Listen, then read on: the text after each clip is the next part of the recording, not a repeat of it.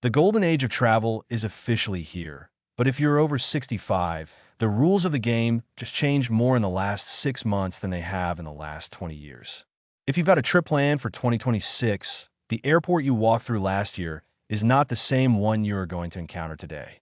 We're talking about new identity requirements that could cost you an extra $45 just to get past the ticket counter, biometric scanners that know who you are before you even pull out your ID, and a massive crackdown on gate check bags that is catching thousands of seniors off guard. I've spent the last few weeks digging through the latest TSA and Department of Transportation updates to make sure you aren't the one stuck at the security line while your flight takes off without you. Stick around, because by the end of this video, you're going to know exactly how to navigate these new hurdles without breaking a sweat or your budget. If you're finding this helpful already, go ahead and hit that subscribe button and give this video a thumbs up. We're constantly tracking these changes specifically for travelers who VE earned their wings, and I don't want you to miss out on any of the shortcuts we VE discovered. First, let us talk about the biggest elephant in the room, the identity tax. For years, we've been hearing about the Real ID deadline being pushed back and back again. Well, that grace period is officially over. As of right now, if you don't have that little gold star on your driver S license, you technically don't have a valid ID to fly domestically in the United States. But here's where it gets expensive for 2026. Starting February 1st, the TSA is rolling out something called Confirm ID. If you show up at the airport with a standard, non-compliant license, they aren't going to just turn you away anymore. Instead, they're going to charge you. There is now a $45 fee to use an alternative verification system. It's essentially a convenience fee for not having your paperwork in order, and it's non-refundable. Think about that for a couple traveling together. That's $90 before you even buy a Cinnabon.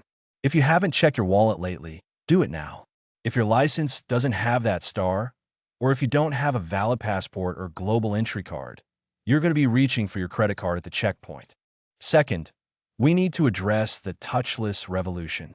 You might have noticed some strange-looking glass pods or cameras at the front of the security lines lately. This is the TSA's new touchless ID program, and by the spring of 2026, it's expanding to over 65 major airports across the country, from Dallas-Fort Worth to Chicago O'Hare, and even smaller hubs like Palm Beach and Sacramento. For many of us, the idea of facial recognition feels a bit like science fiction and maybe even a little invasive. But here's the reality. If you want to get through security in under 10 seconds without fumbling for your ID and boarding pass while holding your carry-on, this is the way to do it. The system biometrically matches your face to the image on your passport. The good news is that for most U.S. citizens, this is still technically optional, but the standard lines are getting longer and more frustrating as more resources are shifted toward these automated lanes. If you're a PreCheck member, you actually have to opt in through your airline S app to use this.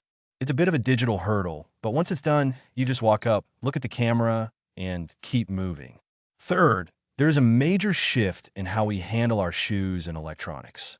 For the longest time, the over 75 rule was our saving grace. You didn't have to take your shoes off if you were of a certain age. But in late 2025, the Department of Homeland Security announced a broader shoes-on policy that is finally being fully implemented at airports with the new 3D CT scanners. These machines are incredible. They're basically medical-grade scanners for your luggage. At airports that have these, nobody has to take their shoes off, and even better, you don't have to pull out your laptop or that quart-sized bag of liquids anymore. Everything stays inside the bag.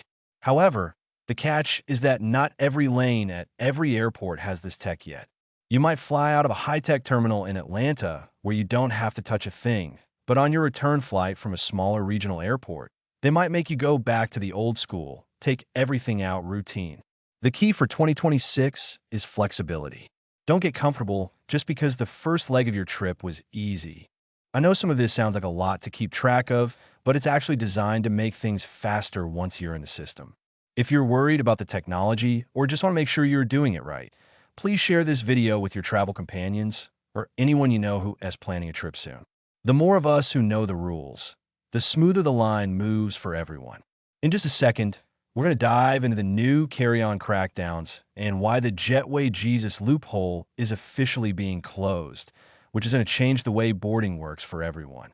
Fourth, let's tackle the carry-on crackdown. We all know the drill over the last few years. You get to the gate, the overhead bins are already full because everyone brought a suitcase that's technically too big, and the gate agents start begging people to gate check their bags for free. It used to be a handy way to avoid checked baggage fees. Well, as of early 2026, that free ride is officially over for the major airlines. They have realized they were losing millions in potential revenue and causing massive boarding delays with luggage Tetris. Now, when you approach the gate, if your bag looks oversized, they aren't just going to ask you to check it, they're going to ask you to put it in the sizer box right there in front of everyone. If it doesn't fit easily, and I mean easily, without you having to jump on it, you're going to be hit with a gate check fee that is significantly higher than what you would have paid online. We're seeing charges upwards of $65 or $75 at the gate for a bag that would have cost $35 to check at home. For travelers over 65, my honest advice is to stop fighting the carry-on war. Trying to hoist a heavy bag into an overhead bin isn't worth the strain on your shoulders or back anyway. Just budget for checking a bag, drop it at the counter, and breeze through the airport with just a small personal item. It's healthier, less stressful, and now it's probably cheaper than getting caught at the gate. Before we get into the controversial changes regarding pre-boarding assistance, if you're appreciating this no-nonsense breakdown of the new rules, do me a quick favor and hit that subscribe button. We're building a real community here of savvy travelers who want the facts without the fluff, and it really helps support the channel. Fifth, we need to have an honest conversation about what flight attendants privately call the Jetway Jesus phenomenon and the new DOT rules regarding mobility assistance. You've likely seen this happen. A dozen people request wheelchairs to board the plane first to secure overhead bin space. But miraculously, when the plane lands, they are healed and sprint off the jet bridge, leaving the actual assisting personnel waiting with empty chairs. It's been a massive issue that delays flights and, heartbreakingly, takes resources away from the seniors and disabled veterans who genuinely cannot walk down that long corridor. In 2026, the rules have tightened considerably. Airlines are now permitted to triage wheelchair requests based on medical necessity verified at the time of booking. If you genuinely need assistance, nothing changes for you. The service is still free and available by law. But if you just ask for a wheelchair at the gate because you want to board early, you might find yourself waiting until the very end of the boarding process for an available attendant. The airlines are cracking down on the abuse of the system to ensure that the travelers who truly need that extra time and help get it without feeling rushed or competing with people playing the system. If you need the help, book it when you buy your ticket, not 20 minutes before departure. Sixth, and this is actually a piece of good news mixed with a warning, the TSA Cares program has received a massive overhaul. This is the helpline designed specifically for travelers with medical conditions, disabilities, or anyone who needs extra help getting through security. Think pacemakers, hip replacements, or just needing a little more patience from the agents. In the past, you call a phone number and hope for the best. Now, the system is almost entirely digital. For 2026 travel, you're expected to file a request through the TSA's online portal at least 72 hours before your flight. When you do this, you are assigned a digital passenger support specialist case number. When you arrive at the airport, you don't just get in line, you go to a designated assistance area. Show your case number, and a specialist personally escorts you through the process. It is vastly superior to the old way, but if you try to do it the old-fashioned way by just showing up and asking for a supervisor, you're going to find that those on-demand resources no longer exist at many large airports. You have to be proactive to get the VIP treatment. We covered the security hurdles, the luggage fees, and the new boarding protocols. But there is one more massive change happening once you actually cross the threshold onto the airplane. It's affecting aisle seats, economy seating, and even how you order a drink, and it's something you need to know before you book your next ticket. Seventh, we have a talk about the new reality of seating, specifically the aisle seat premium. For decades, if you booked your ticket early enough, you could usually snag an aisle seat near the front of the main cabin without paying extra. For many travelers over 65, An aisle seat isn't a luxury, it's a necessity for easy access to the lavatory or just to stretch a stiff knee without climbing over two strangers. Airlines have fully realized this dependency and have adjusted their seating charts accordingly for 2026. On nearly all major carriers now, roughly 80% of aisle and window seats in the economy cabin are designated as preferred seating. This doesn't mean they have extra legroom. It just means they aren't middle seats near the back galley. If you want that aisle seat, you're going to have to pay for it often anywhere from $39 to $79 each way, on top of your ticket price.